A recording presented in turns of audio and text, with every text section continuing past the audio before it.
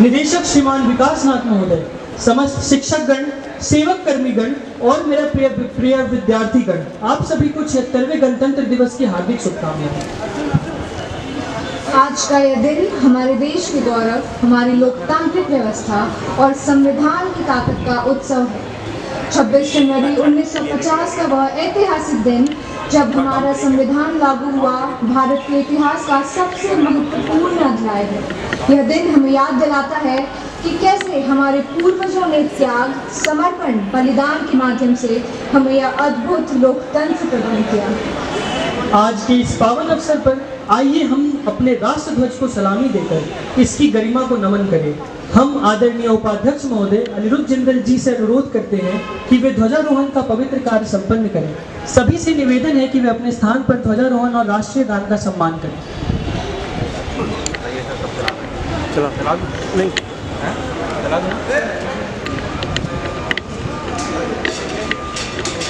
ये नहीं हो जाता।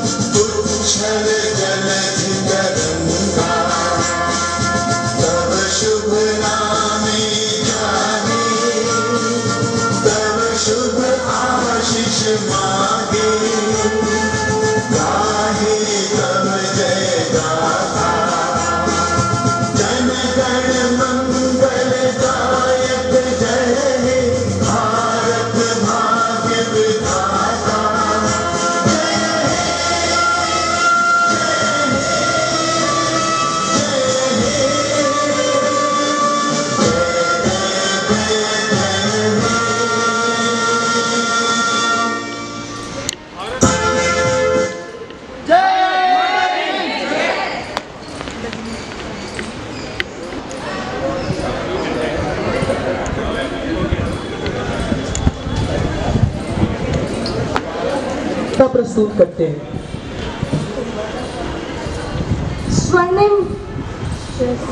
स्वर्णिम भारत की ओर बढ़ते हम सभी, विरासत और विकास से समृद्ध हर कदम, तिरंगे की लहराती छांव में बसी है हमारी शान, देशभक्ति की गूंज से सजे हर दिल, हर एक अरमान। हमारी भूमि में बसी है अनमोल धरोहर, नई राहों पर बढ़ते जाएं, सृजित हो एक नया असर। विरासत की गाथाएं, अतीत की प्रेरणा, विकास की राह पर बढ़े हम सब एक साथ और मजबूती से। आसमान में तिरंगे की चमक, स्वर्णिम प्रभा, हम सब मिलकर हर सपना साकार, बढ़े स्वदेश की राह, स्वर्णिम भारत की ओर हमारा कदम बढ़े, विरासत और विकास से बना रहे हर देश, कभी न रुके। अब हम सभी से अनुरोध करते हैं कि वे ऑडिटोरियम में। प्रिय बच्चों, अध्यापकगण, मैनेजमेंट के सभी सदस्यों को मैं 76वें गणतंत्र दिवस पर आपका सबका अभिनंदन करता हूं।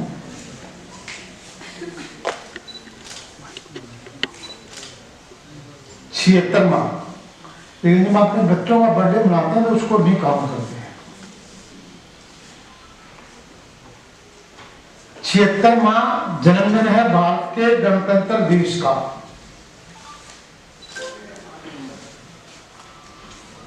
अगस्त 1947 को भारत आजाद हुआ, लेकिन हमारे पास उस समय उन लोगों के पास कोई ऐसा डॉक्यूमेंट नहीं था भारतवर्ष को कैसे चलाया जाए। किसी भी संस्था को चलाने के लिए एक डॉक्यूमेंट होता है, उसके तहत उसको चलाया जाता है। और बड़े इंटेलेक्चुअल लोग थे वो लोग, जिन्होंने आज़ादी के लिए इतना संघर्ष किया था, जो आप और हम लोग पढ़ सकते हैं किताबों में, लेकिन अगर देखते उस समय जिन्होंने देखा होगा, वो अपने आप में एक बड़ा विचित्र दृश्य था। कैसे भारतवर्ष को समय समय पर मुगलों ने, अंग्रेजों ने इसको लूटा है, उसका हमें कोई अंदाजा नहीं। उस समय भी भारतवर्ष को एक सोने की चिड़िया कहलाता था। 15 को आजाद हुआ। अब जितने भी लोग थे उस समय महान लोग थे, उन्होंने ये सोचा इस देश को कैसे चला जाए। उस समय हमारे देश की आजादी 47 में कितनी थी? कोई बता पाएगा कितनी थी? कोई भी? 47 में जब आजाद हुआ हमारे भारत की पॉपुलेशन कितनी थी? कोई नहीं। उस समय हमारे भारत की आबादी थी 34 करोड़।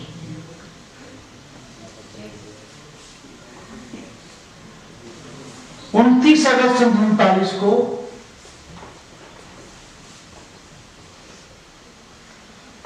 भारत का संविधान बनाने के लिए एक कमेटी बनाई गई। उसके कितने मेंबर थे?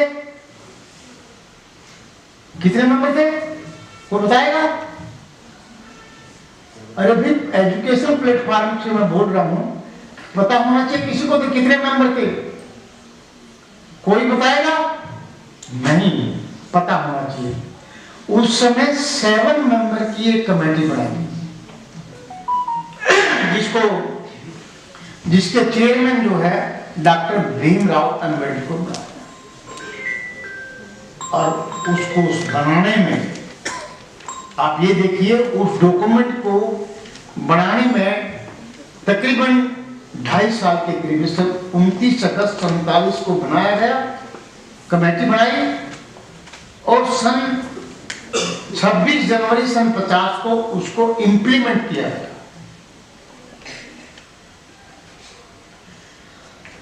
अब उसके अंदर बहुत वास्ट विषय है, और इसको हमारे नेताओं ने समय समय पर अपनी इच्छा के अनुसार कर बहुत अमेंडमेंट भी किए। कुछ अच्छे अमेंडमेंट हुए, कुछ ठीक भी नहीं हुए। सबसे बड़ा उसमें एक था फ्रीडम ऑफ स्पीच। जैसे आपको अब डायरेक्टर कमरे में कोई भी घुस गया, कोई भी अलग अलग बातें बोल दी, कोई किसी को कुछ बोल देता है, कोई किसी को कुछ बोल देता है, उसको कहते हैं freedom of speech, freedom of. हाँ, ये जरूर है, उसमें एक डॉक्यूमेंट में ये नहीं है मुझे किसी से बदतमीजी से बोलना। उसका भी प्रोविजन किया गया है, उसके लिए क्या किया जाए।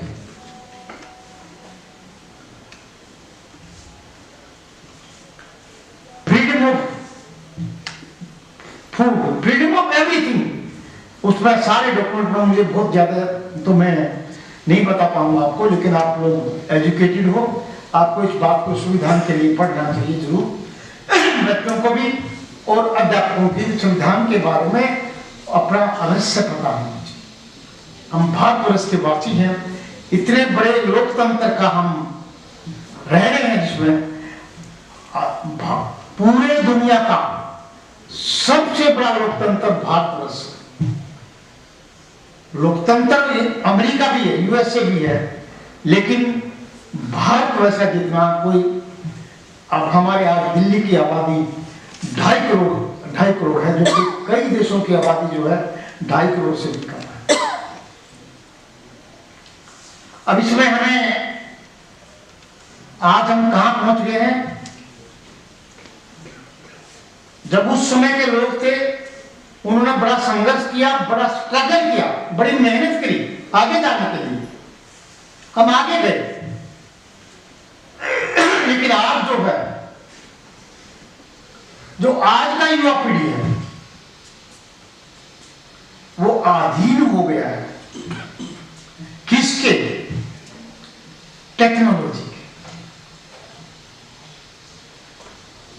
Misuse of everything, misuse of देखते हैं power, misuse of money, misuse of speaking, misuse of everything is very dangerous. And it आपकी पर्सनालिटी को, आपकी लाइफ को इसमें आवश्यक नहीं आती, इसमें कोई शक की गुंजाइश नहीं। अब उस समय लोगों ने बड़ी मेहनत करके भारतवर्ष को आगे ले जाए। कांग्रेस उस समय, कांग्रेस का राज रहा है। अब हमारे आज के नेता जो भी बीजेपी या जो भी हैं वो कहते कांग्रेस ने कुछ नहीं किया, लेकिन मैं ऐसा नहीं मानता। जितनी भी प्लानिंग है, जितना भी भारतवर्ष के अंदर इंफ्रास्ट्रक्चर है, जितनी भी अब आप कहेंगे एम है, आईआईटी है, आईएमआई है, जो भी है, बीएचएल है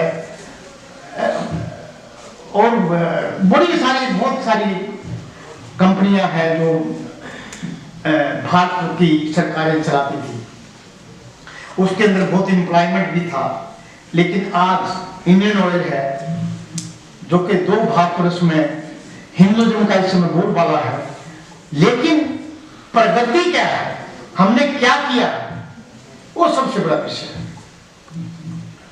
जितने भी हाईवे बनते हैं वो प्लानिंग आज की नहीं है, वो हमारे सब पहले की प्लानिंग है। देश को कैसे चला जाए, देश को कैसे आगे बढ़ा जाए, देश कितना तरक्की करे, एक परिवार कितना तरक्की करे, इंडिविजुअल आदमी कितना तरक्की करे, वो बहुत आगे बढ़ा है। हमारा बहुत बड़ा देश ने तरक्की करी है। मैं उस समय जब जो कई उद्योगपति हुए लाइक टाटा जो है एक अपने आप में एक बड़ा प्लेन उद्योगपति रहा है और आज भी। उस समय वो आंदोलन चलाने के लिए, आजादी का मूवमेंट चलाने के लिए महात्मा गांधी को 1.5 लाख रुपए साल का देता था। पहले 1.5 लाख रुपए देता था, फिर उन्होंने समय समय पर फिर राशि बढ़ाई, फिर 5 लाख रुपए किया। उन्होंने भी किया, बिरला ने भी किया, 2 उद्योगपति थे उसमें, टाटा और बिरला मेन थे उसके अंदर। उन्होंने बड़ा योगदान किया आजादी के मूवमेंट को आगे बढ़ाने में। और आजकल जो जैसे हमारे रिलायंस है, अदानी है, ये को मैं उनको उद्योगपति नहीं मानता। टाटा जो है एक, अगर टाटा की मैं आपको बात बताता हूं, टाटा अगर हमारे वो हर जब उसको पॉलिटिकल पार्टी को चंदा देता है, उसका ये नहीं है मैंने बीजेपी को ज्यादा चंदा देना है या उसको कांग्रेस को ज्यादा देना है। उसने अपना एक सिस्टम बनाया है। जब आप सिस्टम से चलते हो तो उसमें कोई आपको झुका नहीं सकता है कोई। उन्होंने इतने एमपी को एक एमपी के हिसाब से पैसा बांटा हुआ, इस पार्टी के इतने पैसे हैं, एमपी है, इसको इतना पैसा दाम देना, इसको इतना दाम देना। तो किसी पार्टी को भी नहीं छोड़ता, अपना दाम ऑटोमेटिक के खाते में पहुंचा देता है। ये टाटा की एक अपने प्लानिंग शुरू से उसकी रही है। और टाटा का योगदान जो है भारतवर्ष में बहुत ज्यादा है। और जो आज के रतन टाटा चले गए हैं, जो वो असली रतन टाटा नहीं थे। रतन टाटा जो है, जमशेद टाटा स्टार्टिंग में 1829 में 30 में उन्होंने भारतवर्ष में व्यापार शुरू किया था। और उस समय उन्होंने भारतवर्ष की जो मदद करी थी वो सराहनीय थी। आप किताब पढ़ेंगे आपको पता लगेगा, उसमें गूगल पर डालेंगे उसमें पता लगेगा आपको। जो मैंने बोला आपको आपकी कितनी करोड़ की आबादी है, आप अपने गूगल पर डालिए, आपको पता लगेगा भारत की आबादी। मैं अभी ब्रेकफास्ट कर रहा था और मेरा ग्रैंडसन मेरे पास बैठा था, तो मैंने उससे पूछा, कहा बेटा हमारे देश में जो है 1 मिनट में कितने बच्चे पैदा होते हैं? उसने कहा बाबा भाई बताता हूं मैं आपको। उसने मोबाइल लिया और गूगल पर डाला, अब 1 मिनट में भारतवर्ष में कितने बच्चे पैदा होते हैं? उन्हें बताया बाबा 51 बच्चे पैदा होते हैं 1 मिनट में। फिर बताया 1 दिन में कितने बच्चे पैदा होते हैं और 24 घंटे में कितना पैदा, उसने वो भी बताया। आज का बच्चा कितना मतलब फास्ट है, कितना क्या है, लेकिन वो अधीन है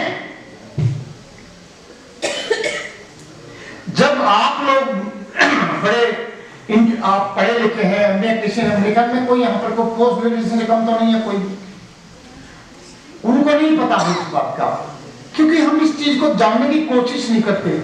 हम एक ठर्रे में चले हुए हैं, हमें आना है सुबह नहा धो कर आना है अपना, या नहीं आना है, जल्दी जल्दी जाना, कभी मेरा रेड मार्क ना लग जाए, मैं अपना मुझे कॉलेज पहुंचना है, दफ्तर पहुंचना है, वहां जाकर एक चाय पीनी है, फिर 2 घंटे बाद चाय पीनी है, हम इसमें अपना समय खराब करते हैं।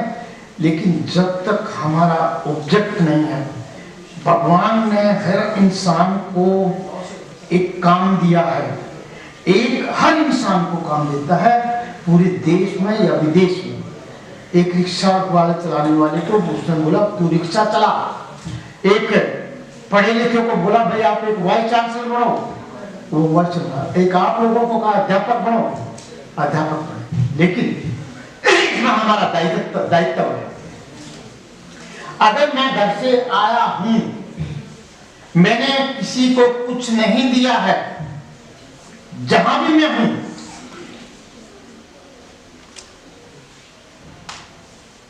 बच्चे को आप नहीं पढ़ाते हैं, बच्चे को न पढ़ाकर या बच्चा नहीं आता है, मैं ये दावे के साथ कहता हूं अगर एक टीचर अच्छा पढ़ाता है, अच्छा पढ़ाता है, और मैं एक स्टूडेंट हूं, मुझे ये पता है मेरे 5 टीचर है, 8 टीचर हैं, सारे के सारे अच्छा पढ़ाते हैं, तो अटेंडेंस कम नहीं हुई, बिल्कुल नहीं हुई। जब मुझे उस क्लास में इंटरेस्ट आएगा, मेरे पढ़ाने की जो टीचर की कला है, एक टीचर को पढ़ाने की कला, जब आपके पास वो कला है तो उस कला को सीखने के लिए मेरा बच्चा यहाँ पर दाखिल हुआ है, वो जरूर सुनेगा। हमारे यहाँ हर स्कूलों में या कॉलेजों में सारे बच्चों की अटेंडेंस कम है, इसका मतलब मुझ में कोई कमी है, न कि बच्चे में कोई कमी है। हमें अपने आप को देखना पड़ेगा, न कि बच्चे को दोषी ठहराना है, आपको बच्चे को प्रेशर डालना, आपको बच्चे की अटेंडेंस शॉर्ट है, वो तो होगी। जब न तो मुझे रीडिंग सेंस है, न मुझे कोई बोलने की सेंस है, मुझे न मुझे पढ़ाने की सेंस है, मुझे तो मैं क्यों आऊंगा आपके पास? मैं नहीं आऊंगा, मैं तभी आऊंगा आपके पास जब आप मुझे उसमें इंटरेस्ट क्रिएट होगा। इंटरेस्ट क्रिएट कैसे होता है अध्यापक का? सबसे पहले how the veering of a teacher. आप देखिएगा जितने भी विदेश के अंदर प्रोफेसर हैं या लेक्चरर हैं, जो भी हैं, आप निकालिए गूगल पर, किसी की तस्वीर देखिएगा, how he is veering different from others. अध्यापक एक देश का, पूरे देश का या अपने पूरे दुनिया का, उसका एजुकेशन सिस्टम को सुधारता है। और जिस देश का एजुकेशन सिस्टम ठीक है, वो देश कभी उसको तरक्की करने से कोई रोक नहीं सकता है। हमारे देश के अंदर, मैं अपने इंडिया में हूं अध्यापक, मैं यहां ज्यादा इंटरेस्ट नहीं लूंगा।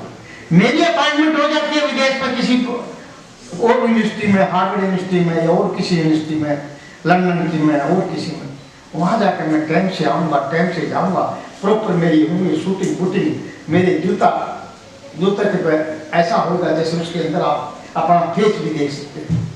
उसको कहते हैं टीचर, अध्यापक। मैं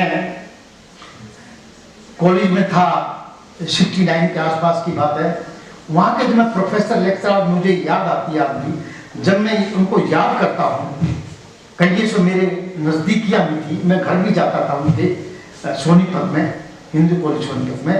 जब मैं उनकी आज के दिन याद करता हूँ, उनकी वीरिंग, उनकी ड्रेसिंग सेंस, आप लोगों की सबकी चीजों, I am talking about the 70 के आसपास की, मैं वंडरफुल। हम उनके जूते देखने जाते थे, आज उसने जूते कैसे पहने हैं और उसकी क्या स्थिति हो चुकी है। और आज मेरे सामने डायरेक्टर साहब बैठे, बुरा नहीं मानेंगे, बल्कि टोपी मुफरल। क्यों क्यों मैं देखूंगा आपको? मैं जब भी आपको देखूंगा, मैं एज ए स्टूडेंट, जब आपके अंदर खिंचाव होगा। जब आपके अंदर खिंचाव नहीं है तो मैं नहीं आऊंगा आपके पास। तो आप ये मान के चलिएगा, विषय गणतंत्र दिवस से अलग है, लेकिन एजुकेशन प्लेटफॉर्म है। मैं अध्यक्ष हूं, मैं समय समय पर बातें सुनता हूं, देखता हूं, नोट करता हूं, ऑब्जर्व करता हूं, तो मुझे फील होता है, दुख होता है। मेरे बच्चे का क्यों उसकी अटेंडेंस हो? Who is responsible? Here the students are not at all responsible. I am the responsible person. I mean teacher. तो अध्यापकों को सोचना पड़ेगा ये सिस्टम को कैसे सुधारा जाए और बच्चा कैसे आपके पास आकर कैसे। बच्चे टीचर की बहुत अदाएं होती है। How the teacher go in the blackboard? How the teacher stand on the class? How the teacher entered in the classroom? How the teacher speak? How the teacher attend the student? It should be. It is called art. हमारे अंदर art होना बहुत जरूरी है teacher के अंदर। तभी आप देश के अंदर एजुकेशन सिस्टम को, हमारा अध्यापक उसको ठीक कर सकता है। और उसमें जो हमारे बच्चे आज इतना पैसा खर्च कर इधर उधर के देशों में चले जाते हैं, हमारा 10% या 15% पर पैसा जो है दूसरे देशों में जाता है, वो नहीं जाएगा अगर हमारा एजुकेशन सिस्टम ठीक है। उसके साथ साथ मैनेजमेंट को भी सुधारना बहुत जरूरी है। एजुकेशन सिस्टम, दो अध्यापक को गुरु का दर्जा दिया गया है हमारे देश में या कहीं नहीं। जब हम पढ़ते थे तो अगर एक टीचर गांव में आ जाता था तो पूरा गांव जो है उसको इकट्ठा होता था और उसको इस रूप में उसको आदर देते थे, मान देते थे, सम्मान देते थे, जिसे कोई भगवान देश के हमारे गांव में प्रकट होता है। ये सच्चाई है, हमने देखा है, इसको महसूस किया है। इसलिए अध्यापक को वाकई में भगवान का रूप है अध्यापक। लेकिन साथ साथ मैं एजुकेशन स्कूल का प्लेटफॉर्म भी देखता हूं। मैं लड़कियां जो हमारे यहाँ 400-500 लड़कियां पढ़ती हैं, बीएड ईएड करती हैं, उनको भी देखता हूं।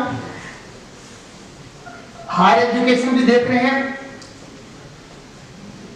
वो चीज नहीं है जो होनी चाहिए।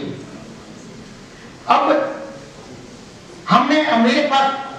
हमारे पास स्कूल भी है, उसके साथ लड़कियां भी हैं, 400 लड़कियां हैं। अब उनका व्यूइंग सेंस बिल्कुल ऑल टुगेदर डिफरेंट। मैं कभी विजिट नहीं करता हूं, मैं आई कॉल द टीचर। मैंने कहा मुझे ये ड्रेस चाहिए, 400 बच्चे, 400 के 400 की ये ड्रेस होनी चाहिए। ड्रेस का मतलब ये काली पीली नहीं, ड्रेस का मतलब है ये भाई आप इस तरह से आएंगे स्कूल में, आपका ये शर्ट का ये होना चाहिए, पैंट ये होनी चाहिए और आई कार्ड अवश्य होना चाहिए आपके पास। जब मेरे देश का राष्ट्रपति या मेरे देश का chief justice of India dressing sense में आता है, मेरे देश का चीफ जस्टिस, मेरे देश का सॉलिसिटर जनरल आप एक ड्रेस में देखते हो तो teacher, why not teacher, why not student? आप ड्रेसिंग सेंस से आपके अंदर आपकी बुद्धि उसी हिसाब से काम करेगी जिस हिसाब से आप ड्रेसिंग सेंस अपनी करेंगे। आप शाम को जाते हैं अपने एक डांसिंग पार्टी में, आपकी ड्रेस कुछ और होगी और अपना दिमाग आपका उस हिसाब से काम करेगा। जब आप किसी और जगह जाते हैं आपकी ड्रेसिंग सेंस वैसी, आपका दिमाग उससे करेगा। लेकिन एजुकेशन प्लेटफॉर्म के अंदर ड्रेसिंग सेंस बहुत मायने रखता है, उसको आपको सोचना पड़ेगा।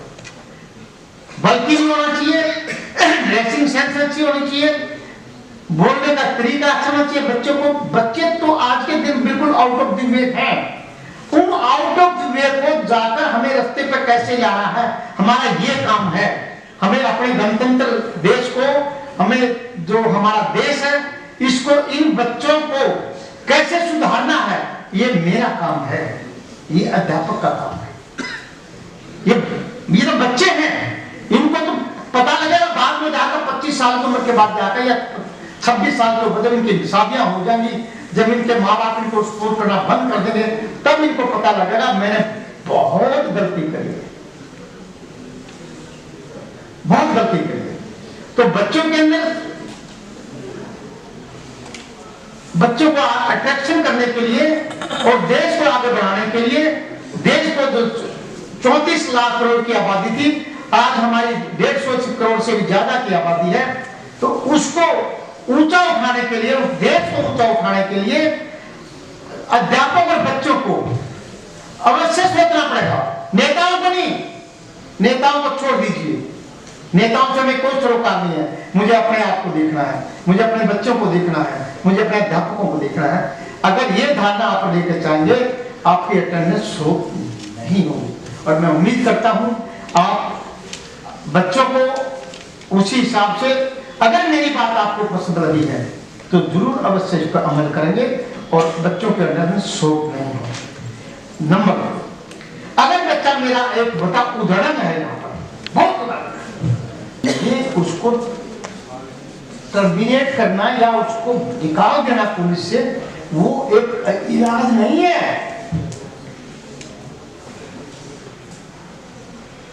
अगर किसी को कैंसर हो जाता है, उसकी पूरी बॉडी को नहीं निकाल देते हैं, उस कैंसर के पोर्शन को इलाज करते हैं।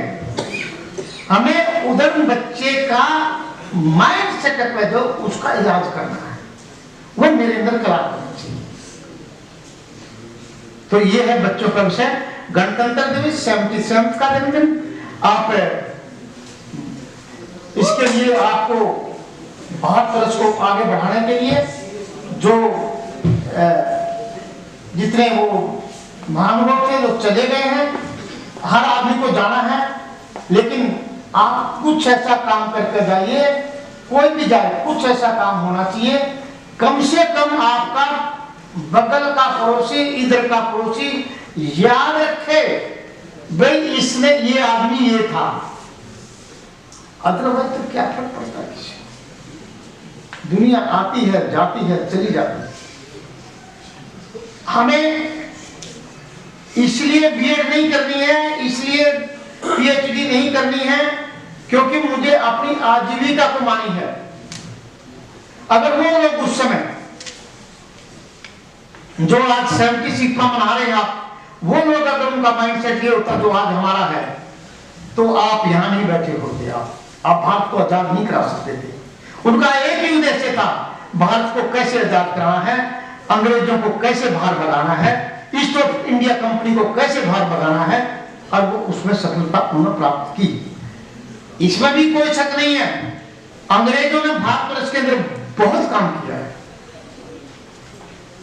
उदाहरण के तौर पर आप देखेंगे आज के दिन जो कनाट प्लेस है वो अंग्रेजों की देन है, लुटियन जोन है वो अंग्रेजों की देन है। आप वहां पर जाकर देखेंगे डिफरेंट इंडिया है। बम्बे जाएंगे, बम्बे में बहुत स्थान ऐसे हैं जो अंग्रेजों की देन है, वो स्थान अलग ही है। अंग्रेजों ने काम किया है, लेकिन उन्होंने अन्याय बहुत किया।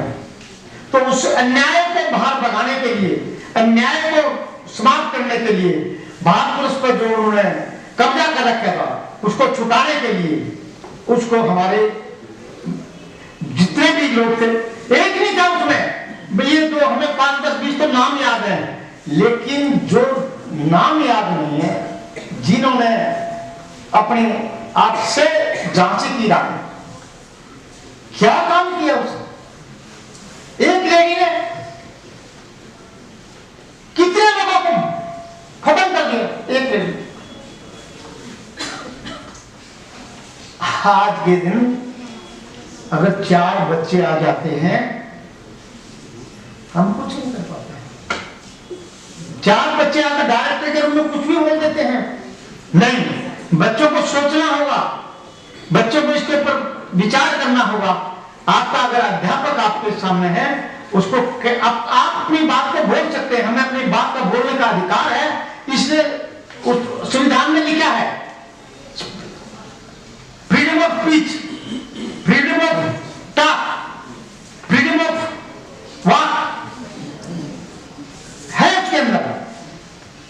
लेकिन आप तभी अच्छे हैं जब अपनी बात को आप किस तरीके से पेश करते हैं उसको, और सामने वाला व्यक्ति उसको कैसे समझता है। ये हमारे अंदर अवश्य होना चाहिए। बच्चों को अपने अध्यापकों का अवश्य आदर करना चाहिए, और उसको तभी जो बच्चे अपने अध्यापक का आदर करते हैं, चाहे वो स्कूल है, चाहे वो कॉलेज है, चाहे वो और आगे की स्टडी है। आप अपने जितने भी मेरे अध्यापक हैं जिन्होंने पीएचडी कर रखी है, जिसके अंदर भी केजी प्रोफेसर के अंदर में कितना आदर करते हैं। आप बोलते हैं मैंने उसके अंदर में पीएचडी करी है। हम लेते हैं स्कूल पर, कई दफा आते हैं बच्चे पीएचडी, हमने उसके अंदर में पीएचडी, हमें गर्व है। तो ये गर्व की बात है। एक भाई मैंने एक अध्यापक एक बच्चों का गर्व है, बच्चों के लिए एक देवता है, भगवान है। तो बच्चों को जो है अध्यापक का अवश्य आदर करना चाहिए, और अध्यापकों को बच्चों के लिए अवश्य उनके जीवन को बनाने में हमें सहायक रहना चाहिए। दिन पर दिन, 1 मिनट टू मिनट हमें अपना समय विदाउट वो loss of time, 1 minute even मुझे जब मैं अपनी ड्यूटी पर आ गया हूं, जिस काम पर मैं आ गया हूं उस काम में लीन होना है, उसके अंदर आपको समा जाना है, वही जिंदगी का एक सार। इंजॉयमेंट की जरूरत है, जिंदगी इंजॉयमेंट करना चाहिए, नो डाउट, अपने को रिलैक्स करना चाहिए। आप ये देखें तो 34 करोड़ की आबादी थी, उनके पास कोई इंजॉयमेंट नहीं था। एवं सन 70-80 के आसपास में भी कोई इंजॉयमेंट नहीं था। 95 में मोबाइल आया हाथ का, उसके बाद सारी ये प्रतिक्रिया शुरू होती है, सारी की सारी सारा जो चक्कर घूमे है देश का, वो घूमे है मोबाइल से। क्योंकि मैं इसके बगैर रह नहीं सकता, मैं इसके बगैर सो भी नहीं सकता, मुझे नींद ही नहीं आएगी जब तक मैं अपना मोबाइल अपने सराहने रखकर नहीं सोऊंगा। नींद खुली सुबह रात को फिर 12 बजे मेरा मोबाइल डाला, अरे रात को 12 बजे किसका 1 बजे किसने ढूंढ रहे मोबाइल? मैं सही बोल रहा हूं? ऐसा है। तो इसको टेक्नोलॉजी को misuse of technology, you are destroying, we are destroying ourselves. ये जो आपका 76 में मना रहे हैं हम, इसको आदत करना सीखिएगा। इसका फर्क नहीं है गणतंत्र और स्वतंत्र में, दो ही चीज है हमारे पास, गणतंत्र और स्वतंत्र। आप खुली हवा में सांस ले रहे हैं, खुली हवा में बोल रहे हैं, आपको कोई टोक टोक करने वाला नहीं। तो मैं सबको इस मौके पर, सबको, जितने बच्चे प्रेजेंट हैं, जो अध्यापक प्रेजेंट हैं या जो नहीं है, सबको इस 70वें गणतंत्र दिवस के समारोह पर आपका बहुत बहुत स्वागत करता हूं और आपको मुबारकबाद देता हूं, और उम्मीद करता हूं आप इस देश की आजादी में और इसके संविधान पर आंच नहीं आने देंगे।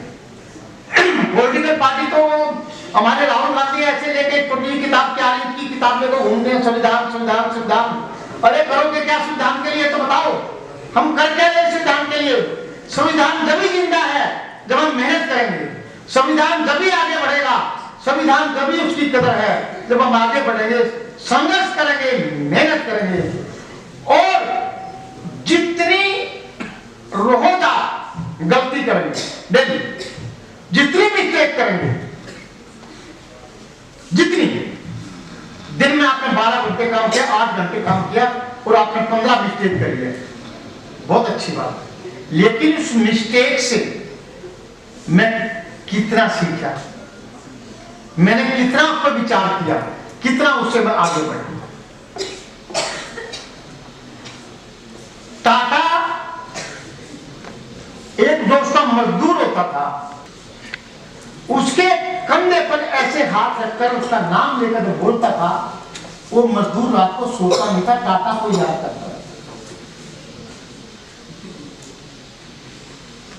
तो हर इंसान है, हर एक आदमी, रिक्शा वाला भी इंसान है, फ्रूट बेचने वाला भी इंसान है, घर में जो मेड है वो भी इंसान है, हर आदमी इंसान है, हर आदमी ठीक है। आपकी तरह बाबू नहीं है वो। एक रिक्शा चलाने वाला कितनी सेवा करता है आपकी, आप ये सोच कर देखिएगा। एक स्कूटर चलाने वाला कितनी सेवा करता है आपकी, आप सोच कर देखिएगा। एक ड्राइवर कितनी सेवा करता है आपकी, सोच कर देखिएगा। एक मिस्त्री, एक लेबर, कितना दुर्भाग्य है। आपका आलिशान मकान में आप उस मकान पर उद्घाटन कर दिया, उस मकान में कितने आदमी ने काम किया, 10, 20, 30, 50, 100। लेकिन जब आप उस मकान में चले जाएंगे तो मजदूर अंदर नहीं घुस सकता। नहीं,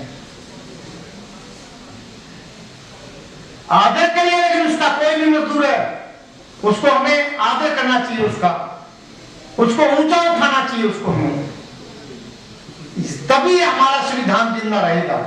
जब लाख व्यक्ति पंक्ति में बैठा है, लाख व्यक्ति को जो है भूख मरी से, आज आप दिल्ली में रह रहे हैं, जाइए आप बंगाल में, जाइए आप असम में, जाइए कहीं और, जाइए और किसी और उत्तर प्रदेश के किसी कोनों में, आपको पता लगेगा वो कैसे रहते हैं, कैसे खाना खाते हैं। बहुत लोग तो खाना खाने के लिए, अच्छा खाना खाने के लिए, पेट भरने के लिए जानबूझकर क्राइम करते हैं। क्यों करते हैं? वो क्राइम करेंगे, उन पर केस लगा, वो जेल चले जाएंगे, 1-2 साल जेल में रहेंगे, भर पेट खाना खाएंगे, क्योंकि जेलों में खाना तो मिलता ही है ना। ये इस देश की हालत है। आप लोगों को, हम लोगों को मिलकर इस देश को, इस संविधान को हमें जिंदा रखना है और इसकी मान सम्मान में कमी ना आए, इसको हमें ऊंचा उठाना है। ये हमारा धैर्य रहना चाहिए। हर आदमी स्वार्थी है, मैं भी हूं, आप भी हैं, सब स्वार्थी हैं, रिक्शा वाला भी स्वार्थी है, मजदूर भी, सब स्वार्थी हैं। लेकिन स्वार्थ में भी सेवा होनी चाहिए, स्वार्थ में भी सेवा का भाव होना चाहिए। जब आपके अंदर सेवा का भाव नहीं है तो आप कुछ नहीं करते, तो कुछ भी नहीं है। तो हमारे संविधान को, ये है संविधान के अंदर, आप सब कुछ है संविधान के अंदर, आप पूरा पढ़िए संविधान, उसमें सब कुछ है आपके लिए। बहुत बड़ा, जो अध्यापक संविधान नहीं पढ़ता है वो उसमें जरूर कुछ त्रुटि रहेगी, और वो जो है अच्छा नहीं पढ़ पाएगा जब तक संविधान को नहीं पढ़ेगा। और मैं बच्चों को भी, जो हमारे बच्चे इस समय मेरे सामने बैठे हुए हैं, मैं उनको भी एक सलाह दूंगा, आपको संविधान के 2, 4, 5, 10 पेज आप डेली पढ़िएगा। संविधान की कॉपी आपके घर में, आपके हाथों में होनी चाहिए। आपको उससे पता लगेगा संविधान में क्या है।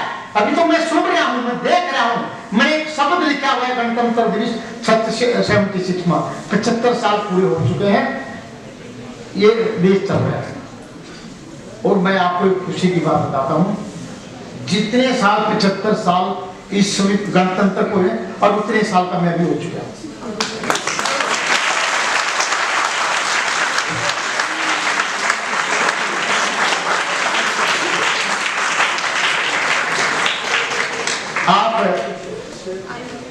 हमने अपनी जिंदगी में बहुत उतार चढ़ाव देखे, हमने बच्चे थे, बहुत लड़ाई तो नहीं देखी, लेकिन जितना खुशी का दिन जब हम महसूस करते थे अपने माता पिता के पास रहकर, अपने गांव के, मोहल्ले के बच्चों के साथ उठकर, बैठकर, इकट्ठे रहकर, जस्ट लाइक हेवन महसूस करते थे उसमें। क्योंकि आज के दिन बहुत साधन है आपको एंजॉयमेंट के लिए। उस समय 70 के आसपास में, 50, 60, 70 में कोई एंजॉयमेंट का साधन नहीं था, कुछ भी नहीं था। लोगों के पास पहनने के लिए कपड़े भी नहीं थे, एवं हमारे पास भी। अगर एक गांव में मैरिज होती थी और किसी को एक घड़ी और साइकिल मिल जाता था, तो जो गांव के पास में 15-20 गांव थे, उस सब में एक आवाज आती थी, उसके लड़के को अरे घड़ी और साइकिल मिला। ये इस देश की स्थिति थी, और आज क्या स्थिति है आप अपने आप महसूस कर लीजिए। बहुत भाग्यशाली हैं आप, बहुत ज्यादा भाग्यशाली हैं। लेकिन भाग्यशाली क्यों हैं? जिन लोगों ने 47 से पहले या 47 से बाद में 50 में, 60 में, 70 में, 80 के अंदर और 90 तक के लोगों ने जो मेहनत करी है देश के लिए, उनको शुक्रिया करिए आप लोग जो आज यहां पर बैठे हैं। कोई भी चीज बगैर मेहनत के नहीं वसूल होती। आप ये क्या सोचते हैं, जितने भी उद्योगपति हैं वो मेहनत नहीं करते हैं? करते हैं, उन्होंने किया है। धीरू भाई अंबानी एक पेट्रोल पंप पर पेट्रोल का भरने का काम करते थे।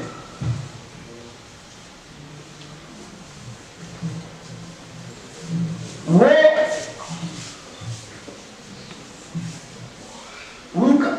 उनका दिमाग था मुझे बड़ा आदमी बनना है।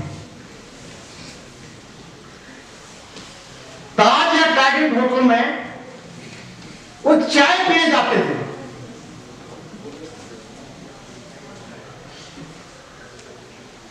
वो क्यों जाते थे? 4 आदमी बैठे हैं, बड़े बड़े आदमी, उनके पास लोग कुर्सी बैठाते थे, उसके साथ में टेबल लेते थे और उनकी बातें सुनते थे।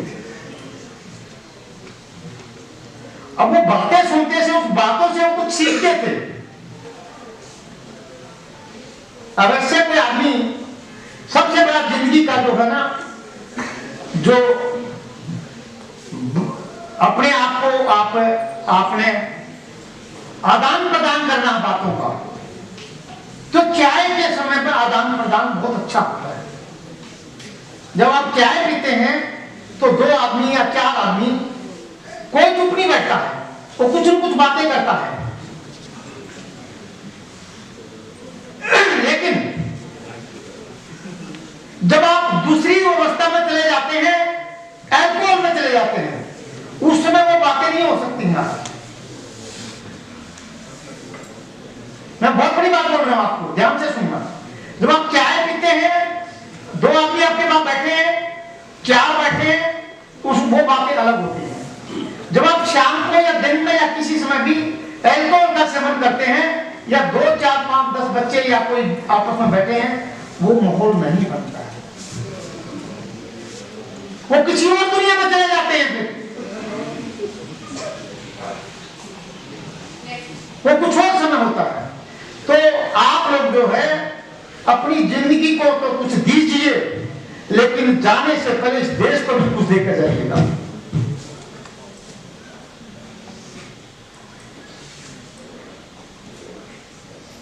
हमसे आपसे एक चाय की दुकान वाला अपने पास 2 आदमी रखता है, वो 2 आदमियों का पेट भरता हो, अपना भी भरता है, 2 आदमियों का और भरता है। आप लोग अध्यापक बने, मैं तो बुरा बताने नहीं बात है, प्लीज, जो मैं महसूस करा वो बता रहा हूं आपको, नीचे से लेकर प्री स्कूल से लेकर और पीएचडी तक की बात कर रहा हूं। आप लोग अध्यापक बने, अध्यापक ही रह जाते हैं। इसका कारण ढूंढिए क्या है? कोई तो इसका कारण है, कोई तो हमें त्रुटि है इस काम के अंदर। हाँ, कुछ लोग ऐसे हैं जो अप्रोचेबल होते हैं, वो रिटायर होने के बाद कहीं लग जाते हैं, तो कोई सरकार उनको लगा देती है, या आप लोग रिटायर होकर कोई किसी कॉलेज में लग जाते हैं। लेकिन ज्यादातर टीचर, हमारा जो समाज है भारतवर्ष के अंदर आज के दिन जो है 75% जो है हमारी फीमेल कम्युनिटी जो है उसका कब्जा है, उसका एजुकेशन पर। फीमेल ज्यादा हमारी इसमें हैंड पे पूरा इनका वो है, आप मान कर चलिए जिसे कहते हैं, और वो सिंसियर भी है। मेल से अगर 75% कब्जा है तो मैं ये कह सकता हूं 30% जो फीमेल है वो ज्यादा उपयोगी है, ज्यादा उपयोगी है, वो ज्यादा अग्रसर रहती हैं, ज्यादा ऑनेस्ट रहती हैं अपने काम में, इंस्टेड ऑफ मेल। मेल का जो दिमाग है वो उल्टा पुल्टा चलता है, फीमेल का दिमाग जो है या तो अपनी गृहस्थी के बेचारे, उसके बच्चे हैं, उसकी सास है, उसका पति है, उसके, फिर भी आप एक हमारी नारी को, देश की हिंदुस्तान की नारी, हिंदुस्तान की जो नारी है वो एक देवी से कम नहीं है। और हमारा भारत तो है देवी का, लक्ष्मी देवी, पार्वती और कितनी देवी है, कितनी देवी, 9 देवी, 10 देवी, कितनी देवी है, आप ये सोच भी नहीं सकते। नारी का सम्मान इसमें कोई शक भी नहीं है। जो गणतंत्र भारत के अंदर जितना सम्मान भारत के अंदर नारी का है, किसी भी देश के अंदर नारी का सम्मान नहीं। तो हमारे देश में नारी को, और अब आके देखेंगे हर आदमी राजनीति में जाएंगे, हर पॉलिटिकल पार्टी नारी को अपने साथ रखना चाहते हैं, नारी के ज्यादा सब कुछ करना चाहते हैं, क्योंकि नारी ज्यादा सीरियस। तो नारी का, और मुझे ये प्रत्यक्ष रूप में मैं भी महसूस करता हूं स्कूलों में या कॉलेजों में। मैं 99 से मेरे पास ये लड़कियां टीचर बनकर निकलती हैं, और मैं महसूस करता हूं जो हमारी नारी टीचर है वो वाकई में लाभवान है। सब मोस्ट ऑफ नहीं, बहुत नारी जो है वो, मेरी 2 टीचरें हैं वहां पर जो टीचरों को ये टीचर ट्रेनिंग संभालती हैं। मुझे आज तक कभी उसमें कोई परेशानी नहीं आती। कोई, जैसे मैं यहाँ देखता हूँ फॉर्म भरना है, ये भरना है, वो भरना है, डायरेक्टर भी लगे हुए हैं, एडमिशन ऑफिस भी लगा हुआ है, हमारे बीसी साहब भी लगे हुए हैं, सब लगे हुए हैं, लेकिन मैंने वहां पर कभी देखा ही नहीं है, वो अपने आप ही कर लेते हैं। तो इतने सिंसियर होती हैं हमारे देश की नारी। तो मैं नारी को सल्यूट करता हूं, और मैं उम्मीद करता हूं कि नारी ने हमारे देश को आगे ले जाएगी, क्योंकि झांसी की रानी, पहले झांसी की रानी, आप देखिए उसका हिस्ट्री, आप गूगल पर डाल के देखिए, आपने उसने क्या क्या काम किया, क्या क्या उसने, क्या क्या उसकी पर्सनालिटी थी, और क्या क्या चीजें थी। तो मैं इन्हीं शब्दों के साथ, बहुत अगर मैंने कुछ ऐसा, मैं कुछ सोच कर नहीं आया, मुझे कब बोलना, मैं किसी के अगेंस्ट नहीं था। अगर मैं अगेंस्ट होगा तो मैं, हम उसको रखेंगे क्यों, हमारे लिए सब इक्वल हैं। लेकिन हो सकता है जब आदमी बोलता है कुछ, कभी कभी कुछ ऐसी बातें निकल जाती हैं जो सामने वाले व्यक्ति को पसंद नहीं होती है। अगर आप में से किसी को मेरे किसी शब्द से आघात हुआ हो तो यहीं छोड़ कर चले जाना, लेकिन अच्छी बातों को अमल जरूर करना, उसी के आप हिसाब से अपनी जिंदगी है।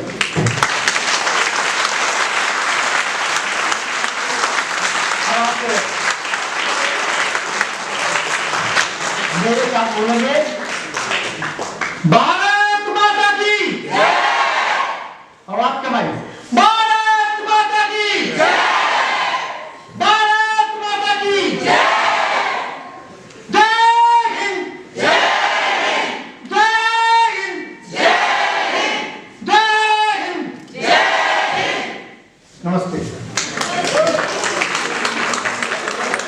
उनकी स्वतंत्रता के महत्व को समर्पित है।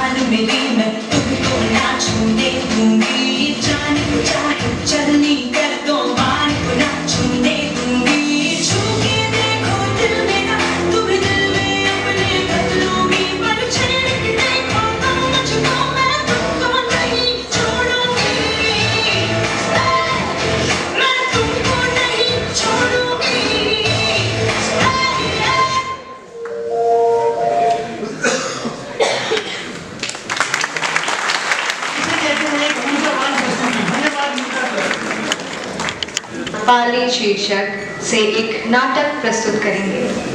यह नाटक हमारे समाज में नैतिक मूल्यों और सामाजिक जिम्मेदारियों को उजागर करेगा।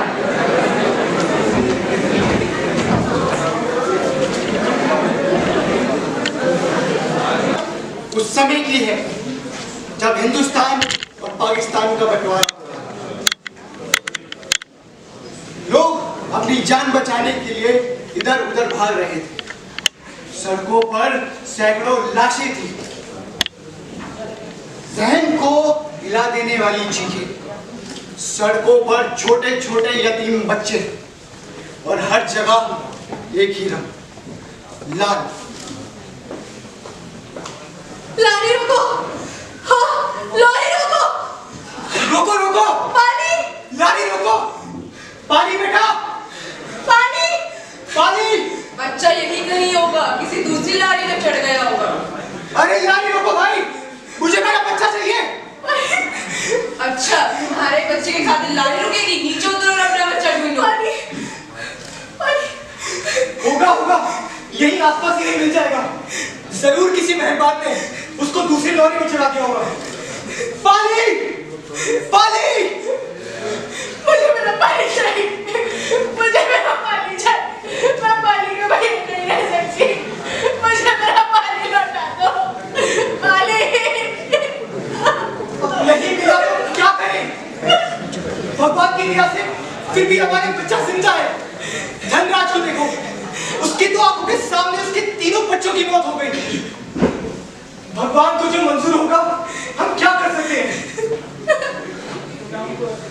मैं तुमसे वादा करता हूँ, हिंदुस्तान पहुंचते ही मैं पानी को ढूंढने के वापस लाऊंगा।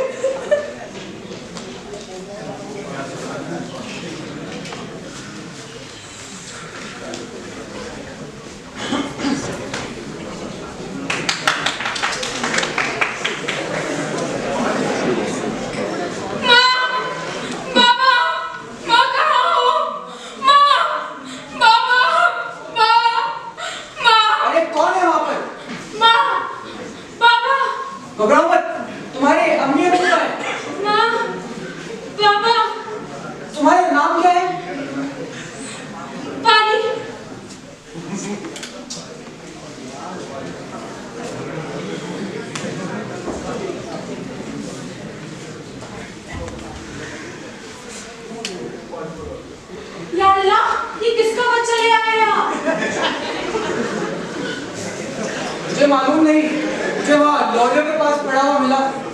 सभी हिंदू से घर बार छोड़कर जा चुके हैं और कैंप्स भी खाली हो गए। अब इसे यहाँ लेने कोई नहीं आएगा। छोड़ो इसे, वहीं जहाँ से लेके आए थे। हम भला किसी बदनसीब की हाय क्यों ले? हमें क्यों हाय लगेगी? हम तो इसको यहाँ पनाह दे रहे हैं। इसको थाने में लेगा तो वो कौन सा इसे इसके घर वालों के पास ले जाएंगे। इसका नाम क्या है? मुझे मालूम नहीं, मैंने पूछा तो पाली पाली बोल रहा था। पाली? ये हिंदू के नाम भी कितने अटपटे होते हैं। पाली ये भी कोई नाम है? मैं तो अपने बेटे का नाम इंसाफ रखूंगी। पाली के मिलने से ज़ैनब को एक उम्मीद मिली कि अल्लाह ताला ने उसकी सुनी गोद भर दी और ज़ैनब ने फैसला कर लिया था कि वो पाली को अपने से दूर नहीं होने देगी।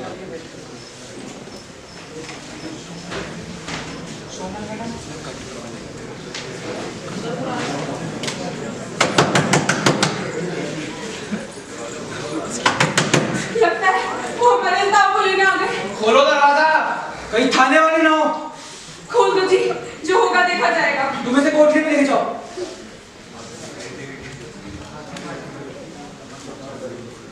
काफिर के बच्चे को यहाँ कौन लाया है?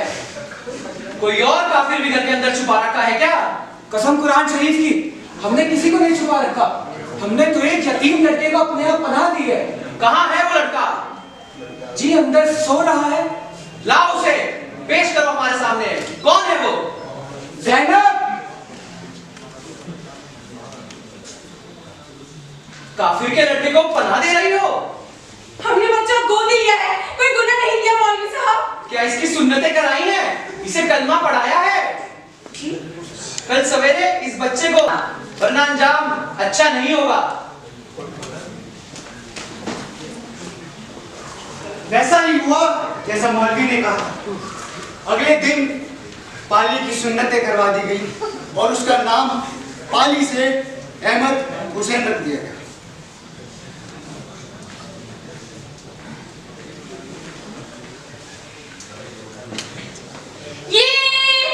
उठो उठो उठो मुसलमानों, रोजे नहीं रखनी क्या? अम्मी अम्मी अम्मी अम्मी, हमें निकाह करनी है। वो निकाह करनी नहीं, करना होता है। हाँ हाँ, निकाह करना है। देखियो अल्ताफ मियां को कितने बदतमीज हो रहे हैं, इन्हें निकाह करना है। अच्छा, अम्मी के लिए बहू लाओगे, अब्बू के लिए क्या करोगे? अब्बू, आपके लिए हम चीनी मिट्टी के बर्तन बेचेंगे और आवाज लगाएंगे, बर्तन ले लो, पिच पड़तान पलटन ले लो। अभी आपकी काम करने की उम्र नहीं, खेलने कूदने की उम्र है। खेलने कूदने की उम्र है तो घोड़े बनो, हमें खेलना है। अम्मी अम्मी, अब्बू को बोलो घोड़ा बने। आपको घोड़े की सवारी करनी है, चलो फिर।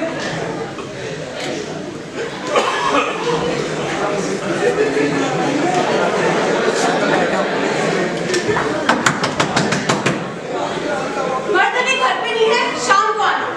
शकूर अहमद के नाम सम्मान है, थाने में बुलाया है। क्या बात है जी? थाने में बुलाया है, जरूरी काम है। क्यों, क्या काम है? हिंदुस्तान से बच्चा लेने आए हैं, चिट्ठी आई है।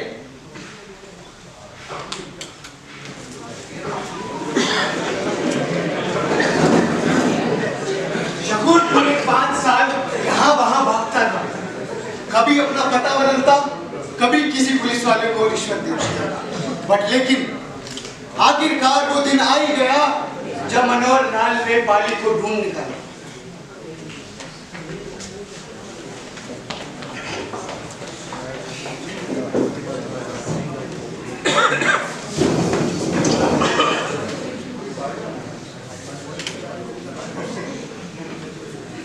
कोई बच्चे को नहीं ले जा सकता, कोई काफिर उसे हाथ नहीं लगा सकता। बच्चे को तलब करो, हमने कोई गुनाह नहीं किया है, हमने बच्चे नहीं भेजेंगे। बच्चे को तलब करो। अब बेटा, इनको ध्यान से देखो, क्या तुम इन्हें पहचानते हो?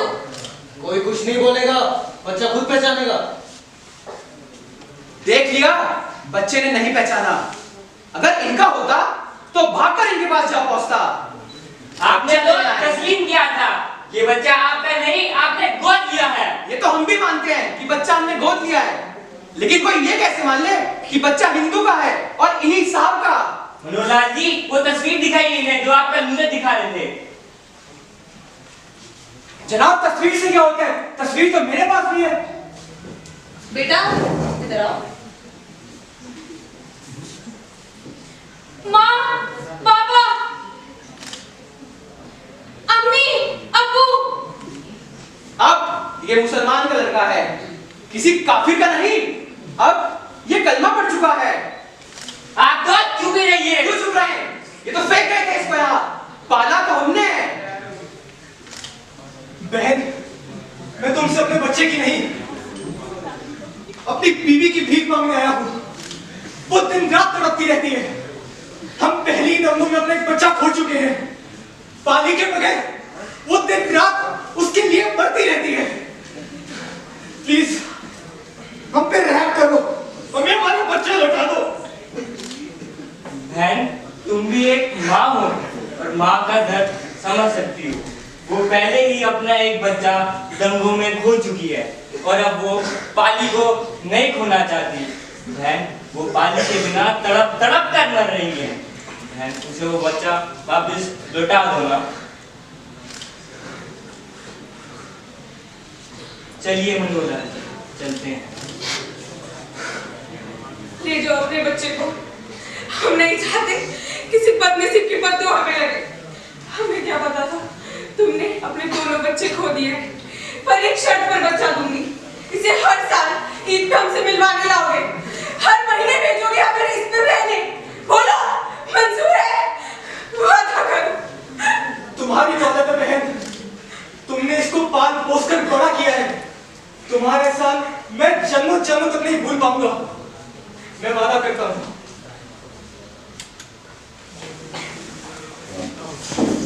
मनोहर लाल, बच्चे को ले गए और शकूर और ज़ैनब रोते बिलखते रह गए और इतने में ही मनोहर लाल ने पाली के साथ सरहद पार कर ली।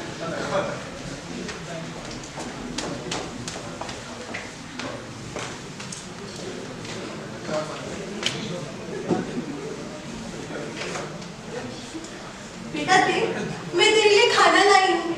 तुझे खीर बहुत पसंद है ना? और तूने वो कपड़े क्यों नहीं पहने जो मैंने तुझे दिलाए थे?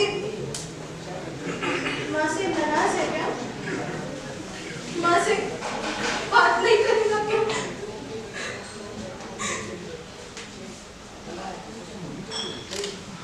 देखो कौशल्या, जिस बच्चे को तुमने सीने से लगा के रखा था वो तो दंगों में मारा गया, लेकिन जो बच्चा दंगों में खो गया था वो तो मिल गया है। किसी ने क्या सही कहा है, जाको राखे साइया मार सके ना कोई। ना जाने इसे नमाज का वक्त कैसे पता चल जाता है। बच्चा है, धीरे धीरे आदत छूट जाएगी। अभी छुड़वाओगे तो छूट जाएगी, नहीं तो ये लड़का मुसलमान को मुसलमान बना रह जाएगा। उन लोगों ने हमारे बच्चे को पूरे 5 साल अपने सीने से लगा के रखा था। मैं तो उनका साथ जिंदगी भर कभी नहीं भूल पाऊंगा। क्या कर रहे हैं? नमाज पढ़ रहा हूँ। यहाँ नमाज नहीं पढ़ी जाती। उन लोगों ने इसके जहन में तवज्जुह का जहर भर दिया है। बुलाओ नाई और पंडित को, करवाओ इसका मुंडन, रखवाओ इसकी चुटिया। ये ऐसी मुसलमान बनाकर भेजा है हमारे बच्चे को। क्या नाम है तेरा? इल्ताफ हुसैन वालिद शकूर अहमद। नहीं, तेरा नाम पाली है, यशपाल। मेरा नाम इल्ताफ है।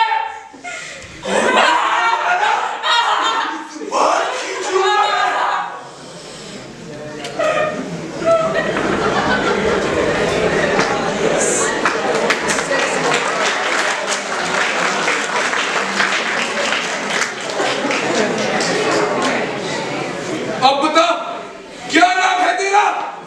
5 बार बोल अपना नाम। पाली, पाली, पाली, पाली, पाली, पाली,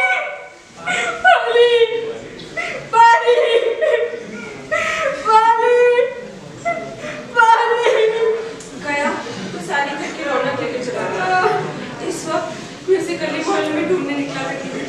कभी कहीं चली जाता था, कभी कहीं। बोलो ना, कोई पर इस बार हमें भेजेंगे ना? वो उसे भेजेंगे ना? हम उनसे मिलने चलेंगे। आप कहते थे ना, वो आपकी बरेली में एक वो नाती रहती है, हम उनके पास जाके रहेंगे। वो हमें रखेंगे ना? हम अपने इल्ताफ से मिलना है, मुझे अपने पाले से मिलना है। बोलो ना। ज़ैनब, उसका नाम पाली नहीं, इल्ताफ है। अरे पाली हो इल्ताफ, है तो मेरा बेटा। मुझे अपने बेटे से मिलना है, मुझे पाले से मिलना है।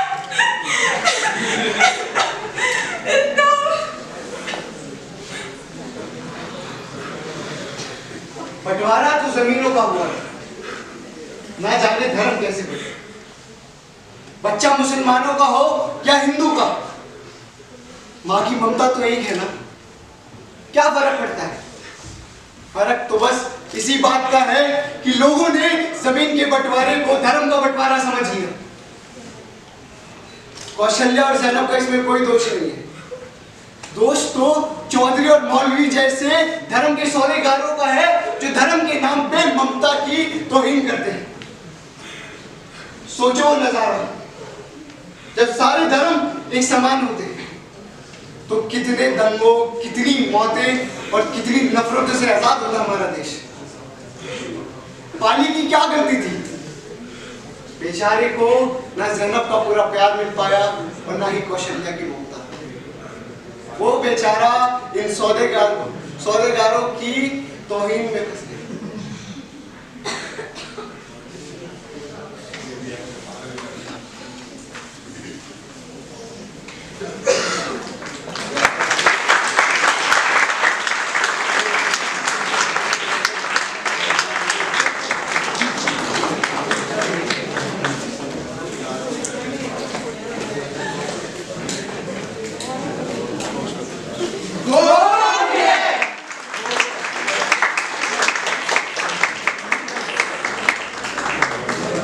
हमारे अभिनय क्लब के छात्र कभी भी हमें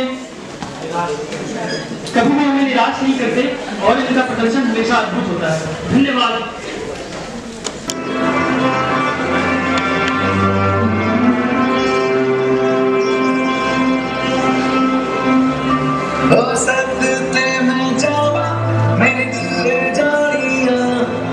शीश झुकावा मेरे दिल जारिया तेरे नाम जो करना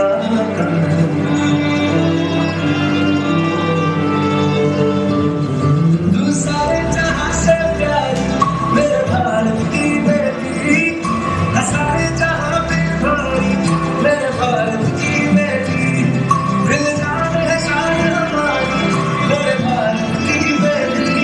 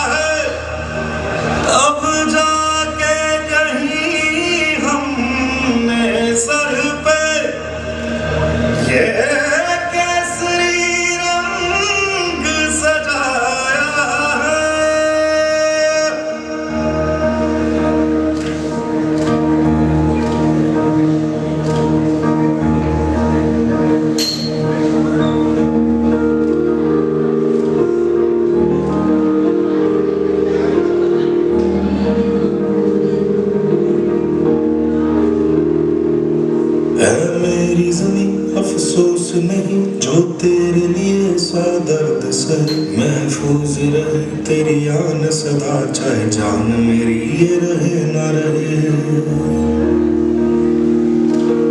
मेरी ज़मीन महबूब मेरी नस नस में तेरा इश्क बहे फीका ना पड़े कभी रंग तेरा जिस्मों से निकल के खून कहे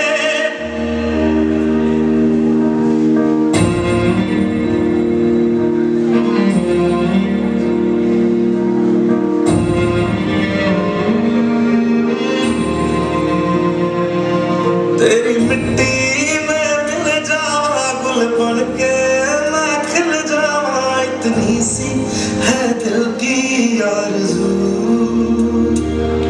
तेरी नदियों में बह जावा तेरे खेतों में लहरावा इतनी सी है दिल की आरज़ू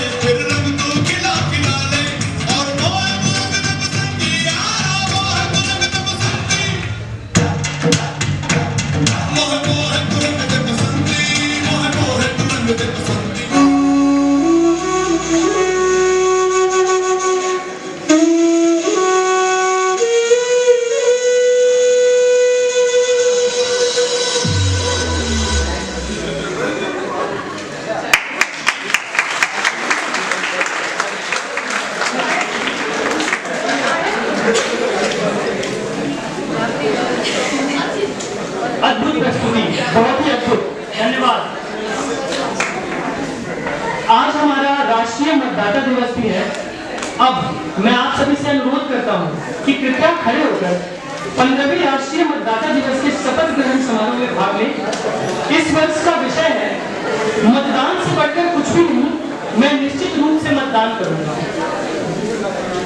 अब मैं सभी से निवेदन करता हूं कि हमारे पीछे पीछे इस शपथ को दोहराएंगे।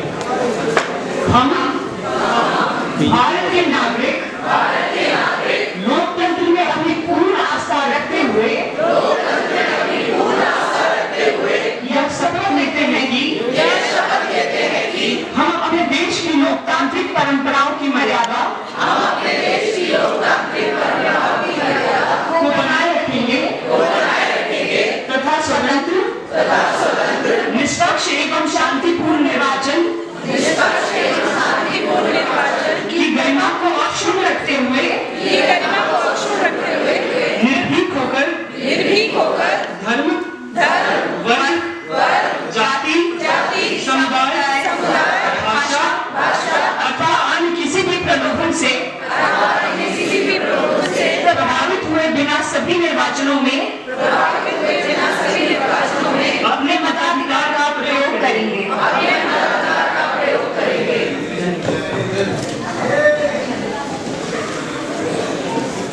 अब मैं मंच पर हमारे शिक्षक रमनदीप कौर महोदय को आमंत्रित करती हूँ, जो इस कार्यक्रम को सफल बनाने के लिए सभी का आभार व्यक्त करेंगे।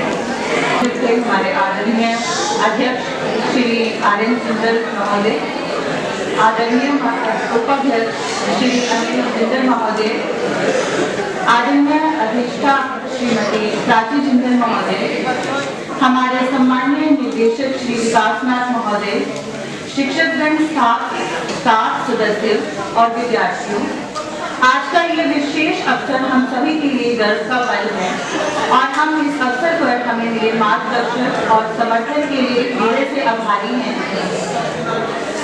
सबसे पहले मैं हमारे माननीय अध्यक्ष महोदय का आभार व्यक्त करना चाहती हूँ, जिनके निरंतर मार्गदर्शन और प्रेरणा ने हमें हमेशा अपने उद्देश्य की ओर बढ़ने की ताकत दी। उनके नेतृत्व में हम उच्च मानकों की ओर निरंतर प्रेरित होते रहे हैं। हमारे उपाध्यक्ष महोदय का भी मैं धन्यवाद करती हूँ, जिनकी मार्गदर्शन भूमिका और समर्थन ने इस कार्यक्रम को सफल बनाने में महत्वपूर्ण योगदान दिया। उनकी स्थिरता और प्रतिबद्धता ने हमें हमेशा एकजुट किया और उत्साहवर्धन किया। हमारी अधिष्ठता महोदय का भी मैं आभार व्यक्त करती हूँ, जिनके अथक प्रयासों और समर्थन से ये आयोजन सफल हुआ। उनका समर्थन हमारे लिए हमेशा प्रेरणा स्रोत रहा है।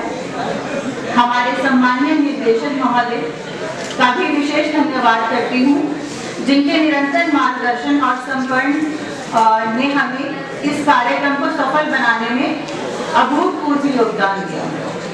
इसके साथ ही मैं कोर्टरूम सोसाइटी, अभिनय क्लब, एक्सप्रेशन टीम और फ्रेम टीम के छात्रों का आभार व्यक्त करती हूँ, जिनकी मेहनत और उत्साह से ये कार्यक्रम साकार हुआ है।